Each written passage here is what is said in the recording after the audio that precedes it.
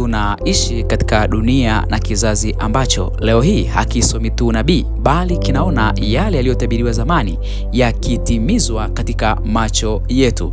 Tukitazama katika runinga, katika simu zetu, tunaona kabisa unabii ukitimizwa. Kila siku tunapoamka tunasikia habari mpya za migogoro ya kivita, mivutano ya kijeshi na mataifa yanayotishiana nguvu. Watu wengi wanaanza kujiuliza maswali mazito moyoni. Kwa nini dunia inaonekana kuwa na hasira zaidi kuliko zamani? Na kwa nini vita vinaongezeka badala ya kupungua kadri siku zinavyoendelea? Na je, dunia inaelekea wapi sasa?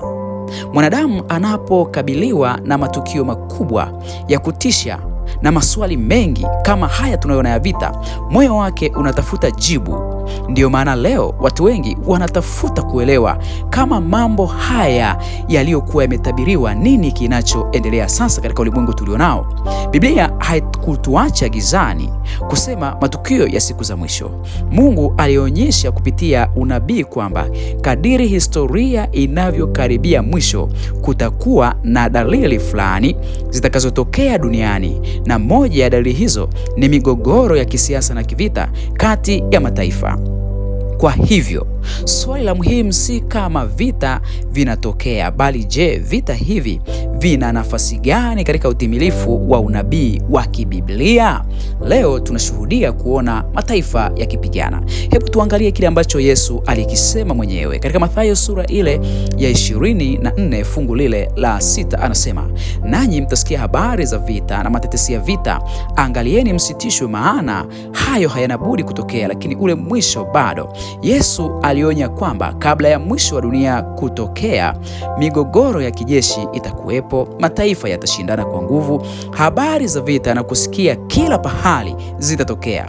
Aya inayofuata inaongezea kwa kusema, taifa litaondoka kupigana na taifa lingine, na ufalme kupigana na ufalme, katika Mathayo sura ile ya 24 mstari ni ule wa 7. Hii inaonyesha kwamba historia ya mwisho wa dunia imeonekana kama kipindi cha mvutano mkubwa wa kimataifa, hususan katika masuala ya kijeshi, kisiasa na masuala ya kitamaduni yakiendelea kutikisa dunia. Biblia inaeleza hali ya mataifa katika nyakati za mwisho. Ukisoma Luka sura ile ya 21 fungu lile la 25, anasema, mataifa yatafadhaika kwa hofu na mshangao kwa sababu ya ghasia baharini na mawimbi. Lugha ya Biblia hapa inatuonyesha bahari na mawimbi, ikimaanisha mataifa na au mikusanyiko ya watu wengi. Kwa hivyo maandiko yanaonyesha dunia yenye msukumo wa kisiasa na kijeshi, na hii huchochea vita na kukosa amani miongoni mwa mataifa. Biblia inaeleza sababu ya hali hii. Ole wa nchi na bahari, kwa maana yule mwovu ameshuka kwenu, mwenye ghadhabu nyingi, akijua kuwa ana wakati mchache, katika Ufunuo sura ile ya 12 fungu lile la 12.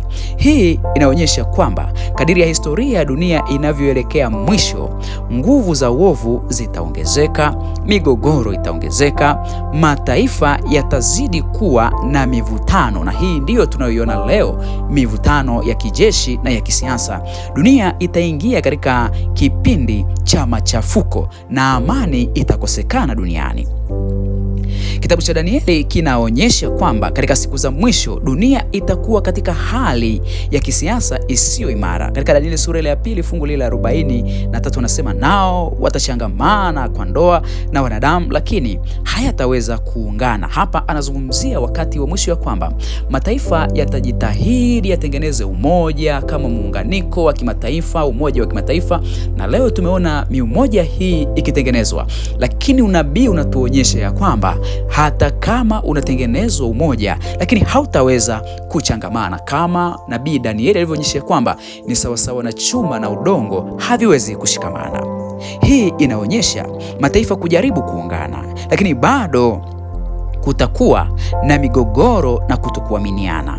Historia inaonyesha wazi kwamba juhudi nyingi za kuleta umoja wa kidunia zimefanyika. Jitihada nyingi za kutafuta amani ya kidunia imefanyika, lakini dunia imekuwa dhaifu katika vipindi vya muda mrefu sana bila huo umoja na hiyo amani inayotafutwa kupatikana. Badala yake tumeona migogoro ikiendelea ya kivita, na ikituonyesha tu ya kwamba yaliyotabiriwa lazima yataendelea kutokea kama yalivyotabiriwa.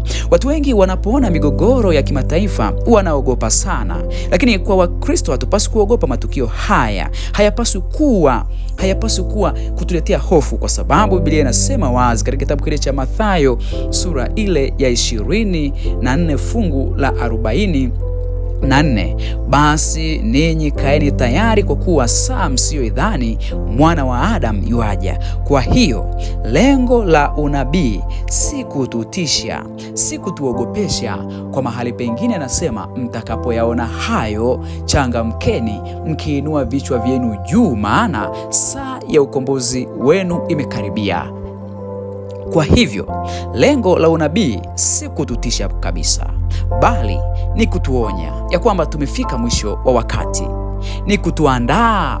Tunapoona mambo kama haya, ndio nyakati za kujiandaa. Tunaposoma unabii ukituonyesha ya kwamba ule mwisho unafika, ni nyakati za kujiandaa, tukitambua ya kwamba muda si mrefu yeye ajaye anakuja. Lakini pia kuturudisha kwa Mungu na kutuelekeza ya kwamba saa yake inakuja. Leo dunia inaonekana kuwa katika mivutano mikubwa, na hii tumeona ni mivutano ya kisiasa, mivutano ya kijeshi, na mataifa yanaongea kwa lugha ya nguvu, na kila siku kuna habari za migogoro inayoendelea pahali. Lakini Biblia ilitabiri mambo haya zamani sana. Hivyo basi tunapaswa kujiuliza swali la muhimu sana. Hili ni swali la muhimu sana kwa kila muumini. Ikiwa dalili za mwisho wa dunia tunaziona zikitokea mbele ya macho yetu leo, je, tuko tayari kwa kurudi kwa Kristo mara ya pili? Naomba nirudie swali hili. Ikiwa dalili za mwisho zinatimia mbele ya macho yetu leo tukiwa tunaziona, je, sisi tuko tayari kwa kurudi kwa Kristo mara ya pili? Kwa sababu maandiko yanasema, tazama yuaja na mawingu, na kila jicho litamuona, katika kitabu kile cha Ufunuo sura ile ya 1 mstari ni ule wa 7. Na tukio hili litakuwa mwisho wa historia ya dunia.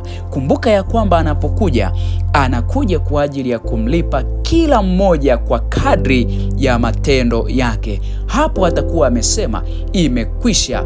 Mwenye haki azidi kuwa na haki, mdhalimu azidi kuwa mdhalimu. Sikiliza rafiki yangu mpendwa, unanifuatilia hapa Hope Price Ministry TV. Habari hizi zinazotokea leo, kuona mivutano ya kijeshi, kuona vita mahali, hili jambo si geni katika wasomaji wa unabii, maana inatuonyesha ya kwamba ule mwisho unakaribia. Tulisikia ya kwamba tutaona habari za vita, tutaona habari za migogoro, tutaona habari manabii wa uongo kutokea, tutaona mambo mengi yanatuonyesha Yesu anakuja. Usisahau kusubscribe channel hii. Mungu akubariki sana.